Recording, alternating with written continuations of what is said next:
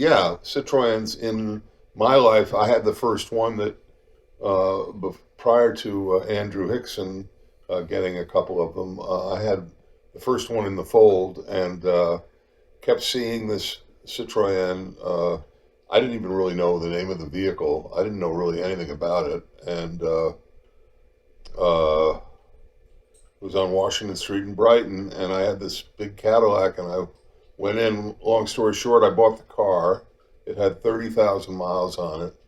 It was a D special, a 70, I think a 70 or a 71 D special. And I got in it and I said, this is ridiculous. And long story short, bought it. And I did, before I bought it, find out where there was service on the vehicle. And in Watertown, there was this guy, Antoine Jamal, and he was our guru. One time he came, we were doing a Duke and the Driver show in Connecticut, and he drove down to Connecticut and gave us a car to drive back in, and he got the Citroen going because it had a suspension issue. You know, with Citroens, you really have to have a plumbing degree because it's part plumbing and part the suspension is very odd. But just started having that, and then Ando uh, got a station wagon. I'm not exactly sure where that came from, whether he bought it from Antoine, our service guy, because he had Citroens for sale, or not sure. I don't remember. Maybe he can tell you that. So then it got to the point where we were doing gigs, and Ando would have his Citroen. We'd have the equipment in the station wagon part, and I had mine, and we did gigs where we went. I remember the trip out to Martha's Vineyard. We had two Citroens in tandem with our gear, and it was pretty great. It was really good. Yeah, that went well, and then I was hit head on at a stoplight in Brighton, visiting my friend Diane, and totaled the car. And at that point, I don't remember what I did. I think I bought a Mercedes. Anyway, the Citroens went away for a while, and then uh, in '76, uh, Andrew had a Palace that was in the woods up in Manchester, and I was able to resurrect that vehicle, and I used that one for a long time, thousand, and we did more Duke gigs that were the refried drivers in '77. So we used that car, and then I don't know what happened with that car, but it was traded in, or I did something with it, and I started having a relationship with Albert Snow up in Penobscot, Maine, Snow's garage, and I said, listen, when you get a convertible, let me know, because I really want to get a convertible. So he drove a '62 white convertible with black top down to Portland Airport, and I came up and met him and picked the car up. His wife followed in another Citroen, and to see the two of them tandem Citroens driving into the Portland Airport was pretty cool. So I had the convertible, and that lasted not for terribly long, maybe 6, 8 months, and it needed a lot of work after that. It was an older car. I think it was a '60, '62. So it needed work. And there again, I found someone, Antoine called me and said, I got somebody who wants to buy your car. And long story short, I sold it. So that was my run in the Citroens. If you haven't been in one, you probably never will. But if you've been in one or have a chance to ride in Andrew's new Citroen, new in the classic sense, because his car is absolutely gorgeous. They're remarkable. There's nothing like them, and they've become as much an oddity in France, really, as they have anywhere else. Because the last year of production, I believe, was '73 or '74. The last year into the States was '72. So uh, it's a pretty remarkable car, pretty remarkable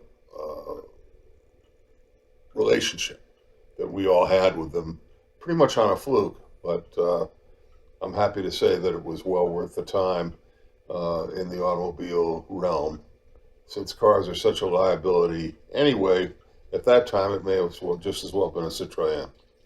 Describe the driving experience, the experience when you get into, and I know I've had a little bit of experience with Citro too. Yeah, There's a moment, the go ahead, marshmallow effect is amazing. It's go ahead, really start again. the marshmallow effect in a Citroën is really amazing because not only is the ride is hydraulic, so it kind of glides and floats, and the seating is the same way. It's thick and thick and really comfortable, really comfortable, and it has a thing where you can jack the car up off the ground if you need to change a tire. You jack it up, the suspension goes up and down.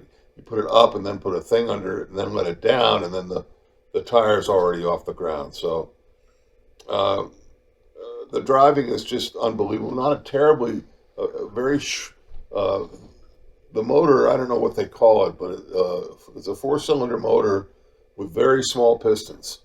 I don't know how you describe that kind of an engine, but it would cruise all day at 75, 80 miles an hour, no problem. And high test gas. Don't forget, Andrew, high test gas. Sunoco, I think, is the only one that makes the 93, but then you really need to boost it to 96. So you have to put additive in that as well, Andrew. So, yeah. The experience is it's almost undescribable. And the back seat is as comfortable as the front seat. Incredible leg room. The eggplant design is just a phenomenal. No other car has been designed like it, and I don't know why, because that design is just incredible as far as having a four passenger sedan, which is what that really was. And then of course the convertible went all the way back, so it had the four passenger sedan and then all that space, a lot of capacity there. And what about the culture? I say that broadly. The culture. Well, we had our culture.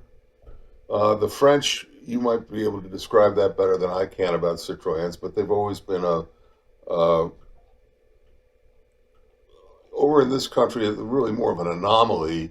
The people who drove Citroëns, I didn't know. I mean, it's not like I became a part of a group of people who drove Citroëns, but the people who did knew what they were driving mechanically. And back in those days, that garage was always full of vehicles because they needed service and clutches and those little spheres that are the hydraulic spheres that are part of the suspension system. Uh, it's just totally whacked. It's fantastic. But I didn't. There weren't a lot of people driving them in a culture type of thing, except mechanically. Or the thing is, once you drove one, you wanted to keep driving them. But then they went away. They really went away when I got interested. Yeah, yeah. Well, there was also the thing that they were designed because French roads are often two-lane with trees right up against the road because they were for carriages, and people would go off the road and it would be very, very ugly. And the Citroën was designed, the monocoque body was designed so that the engine, you go off the road, you hit the tree, and the body would take the entire impact of the tree, and you'd kind of be left sitting in your chair Unscathed. with the car in pieces Unscathed. around you. And I got to say, that's really pretty cool. Yeah, there were very few Citroëns that came through an accident that were ever rebuilt. Oh, not usable. No, because they were built to absorb before you got killed. The car got totaled. And there's also the Citro SM, and I've never known anybody who owned one. I've seen them go by, and I said, "Oh my God, there is they were so sophisticated. It was insane." If I were to get an SM, I'd have to have a ton of money, and if I had a ton of money, I would get an electric engine put in out in California. They do that? Yeah, SMs with electric engines? yeah. Well, there's the next step for the Citroën collector. Yeah. The other thing being to go back in time and get a traction avant, which was the old gangster car. They're available. They're out Deshevaux there. are available. See, I think that Because there are so many of them made, Josh. and Ando, this I'm telling you this to a certain extent because you're really the only person I know who might have the resource to be able to do this. But I think that you should establish a Citro barn, a chateau, call it, and have every Citro from the Deshevaux through the traction avant, through the DS Palace. And there are some wacky. There's a Citroën van that's a Citroën stacked on top of each other.